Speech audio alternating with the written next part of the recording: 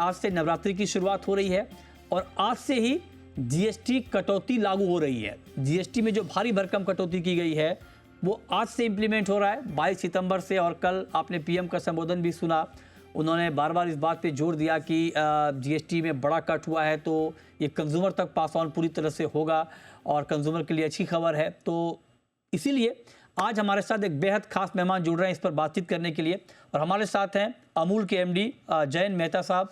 Sir बहुत स्वागत है आपका जी मीडिया पर, जी बिजनेस पर। और आपने भी कटौती की है भारी भरकम, करीब 700 से ज़्यादा प्रोडक्ट के दाम आपने घटाए हैं। तो मेरा पहला सवाल सर आपसे यही होगा कि क्या ये पूरा पास ऑन हो गया सर? जीएसटी जितना कट हुआ है आपके प्रोडक्ट पे आपने 100% पास ऑन कर दिया है सर पूरी? हाँ जी जी, नवरात्रि की आपको और सबको शुभकामनाएं। दिवाली का त्योहार शुरू हो गया है। जैसे माननीय प्रधानमंत्री जी ने कहा, इस बार देश में 2 दिवाली मनेगी और जीएसटी की दर की वजह से जो कटौती हुई है, डेफिनेटली ये अच्छी खबर है हमारे किसानों के लिए भी और हमारे कंज्यूमर्स के लिए भी। अब जितने जीएसटी के दर कट हुए हैं, जिस मात्रा में दर कट हुए हैं, हमने पहले से ही प्लेज किया था कि हम पूरा हमारे कस्टमर्स को पास ऑन कर देंगे। और मुझे बहुत खुशी हो रही है कि 700 से ज्यादा अमूल के उत्पादों पे ये कटौती ऑलरेडी अनाउंस कर दी गई है।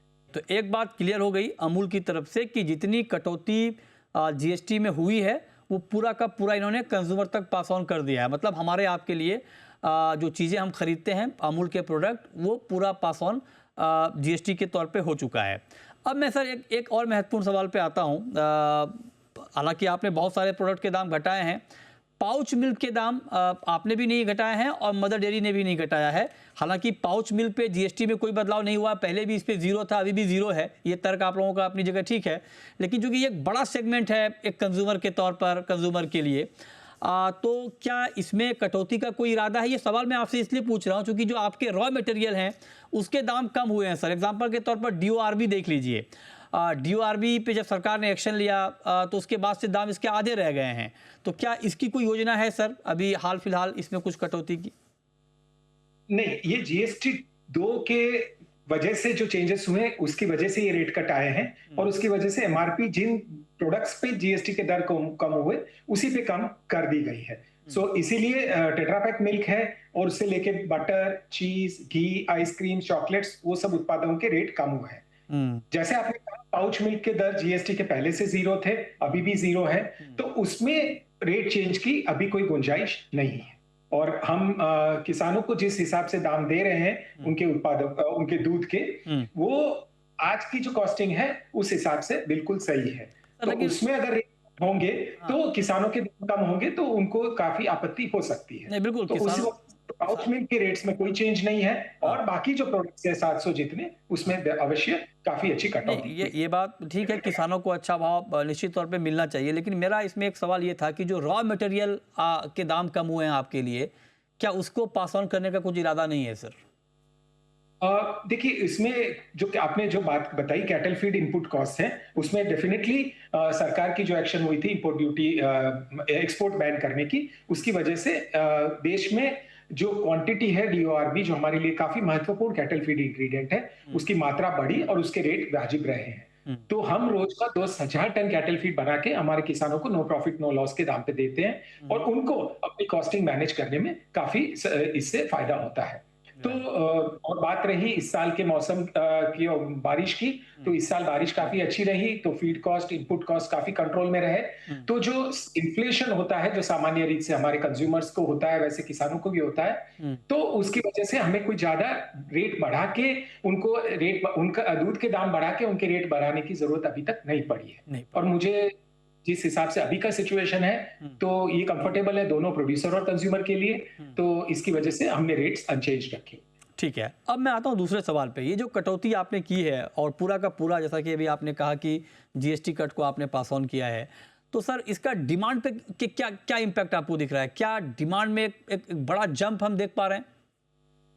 बिल्कुल, ये एक बहुत ही लॉजिकल एक तरीका है कंज्यूमर्स की जो कंजम्पशन बढ़ाने का।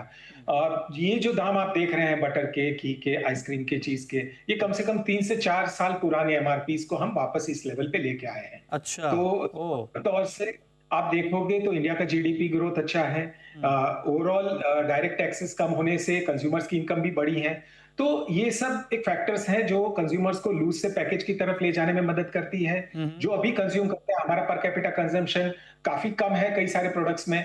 अब आइसक्रीम की बात करें तो वर्ल्ड में डेवलप कंट्रीज में आइसक्रीम प्रति व्यक्ति एक साल में 15 लीटर बिकता है। अच्छा। हमारे केस में सिर्फ 500 ml है। तो चीज का, बटर का पर कैपिटा कंजम्पशन, अवेलेबिलिटी काफी इंडिया में कम रहा है।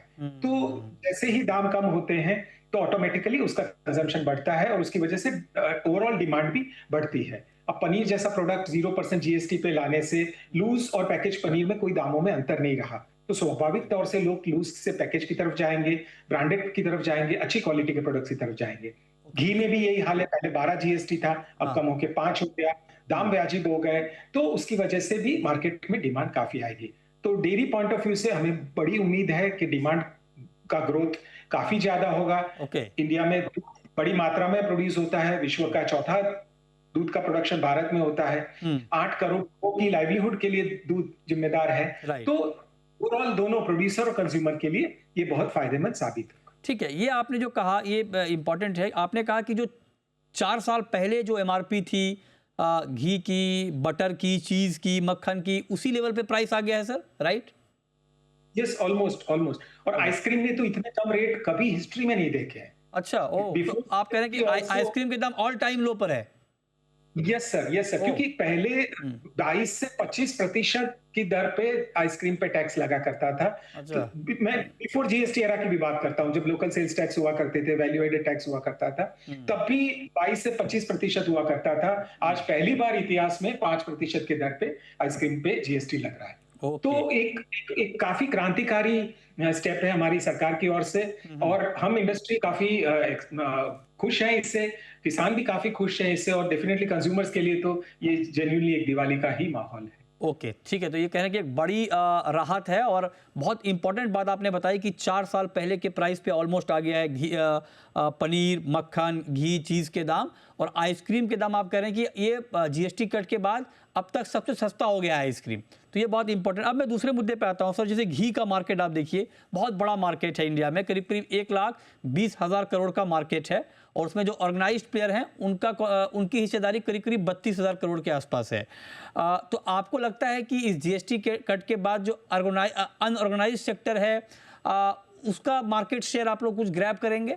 कितना करेंगे सर अगर करेंगे तो? नहीं, स्वाभाविक तौर से ये होना है, क्योंकि जो डिफरेंशियल था वो कंज्यूमर्स को लूज की तरफ एक स्वाभाविक तौर पे अट्रैक्ट करता था, पर वो डिफरेंशियल कम हो गया। अच्छा, दूसरा, लोगों की क्वालिटी के प्रति जागरूकता भी बढ़ गई, तो एडल्ट्रेशन एक काफी बड़ा मुद्दा है लूज प्रोडक्ट्स में।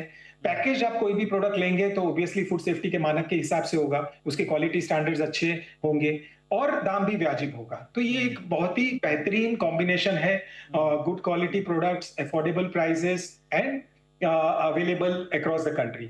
तो इसकी वजह से ऑर्गेनाइज सेक्टर को काफी ग्रोथ आएगा, अमूल जैसे ट्रस्टेड ब्रांडेड प्लेयर्स को तो डेफिनेटली काफी ज्यादा ग्रोथ आएगा, और जिस हिसाब से हम मार्केट का मोमेंटम देख रहे हैं, ये काफी एक पॉजिटिव सिग्नल दे रहा है। ओके, तो आप कह रहे हैं पॉजिटिव सिग्नल दे रहा है और आपका मार्केट शेयर भी बढ़ेगा।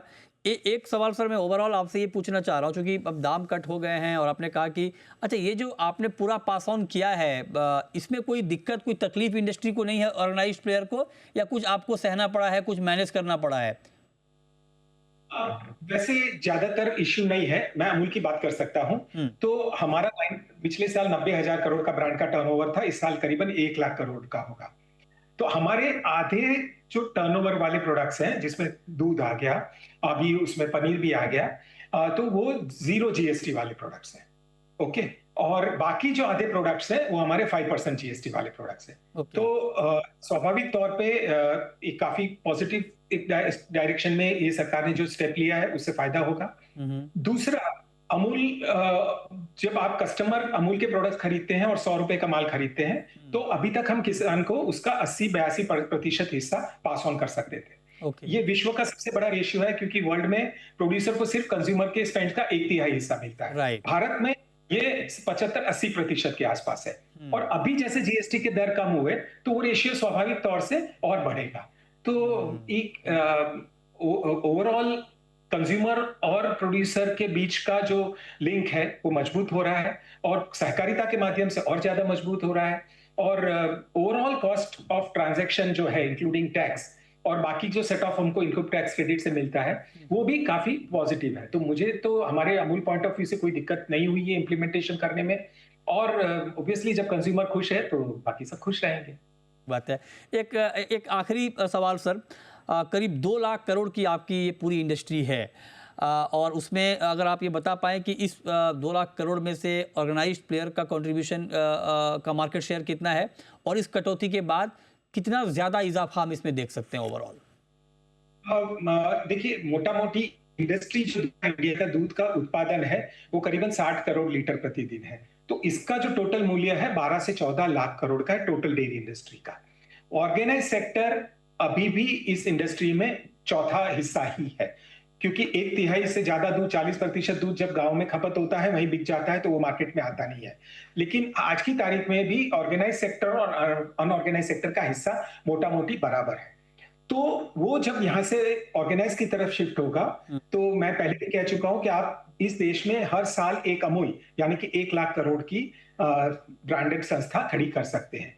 तो इतना बड़ा अपॉर्चुनिटी हमारे पास है और इसमें जीएसटी रेट कम होने से जो गैप है लूज और पैकेज का अनऑर्गेनाइज्ड और ऑर्गेनाइज्ड का कम हो रहा है। तो डेफिनेटली ग्रोथ की मात्रा इस सेक्टर में बहुत ज्यादा है और हमने उस हिसाब से पहले से तैयारी करके रखी है कैपेसिटी और ओवरऑल जो एक्सपेंशन इन सप्लाई चेन।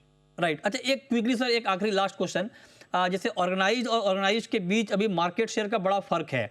अब चूंकि आपने कट किया है जीएसटी, तो मार्केट कंपटीशन से जूझने के लिए हो सकता है कि जो अनऑर्गेनाइज्ड प्लेयर हैं वो दाम और घटा दें, तो फिर उससे आप कैसे जूझेंगे? क्या फिर कुछ और एमआरपी में हम आगे इसका इम्पैक्ट देखेंगे? नहीं, देखिए सभी दूध तो दूध उत्पादक से किसान से खरीद रहे हैं। हमारे पास 36 लाख किसान हैं, वैसे देश भर में करोड़ों दूध उत्पादक हैं। तो कोई भी दूध उत्पादक अपना दूध सस्ते में तो देगा नहीं क्योंकि संगठित क्षेत्र तो देश भर में है। अमूल जैसी कोऑपरेटिव्स पूरे देश में हर राज्य में है। तो स्वाभाविक तौर से अगर कोई प्राइवेट व्यापारी दूध के दाम कम करेगा तो वो दूध सहकारी क्षेत्र में बढ़ेगा और उस दिशा में भी देश में काफी बड़ा काम हो रहा है। तो मुझे विश्वास है कि इसमें किसान को डेफिनेटली फायदा होगा। उनको कोई एक्सप्लॉइट नहीं कर पाएगा कि रेट कम करके उनको दाम कम देके किस मार्केट को भी वो करने की कोई कोशिश करें। राइट। सहकारी क्षेत्र पूरे देश में है और आगे बढ़। जी जी, बिल्कुल सर, ये आपने बहुत डिटेल में बताया। बहुत शुक्रिया जयंत मेहता जी आपका हमारे साथ आज इस बड़े मौके पर जुड़ने के लिए और डिटेल में बताने के लिए कि कितनी कटौती कंपनी की तरफ से की गई है और उसका क्या इम्पैक्ट ओवरऑल डिमांड पे, कंज्यूमर पे और फार्मर के प्राइसिंग पे होगा। बहुत शुक्रिया आपका हमारे साथ जुड़ने के लिए।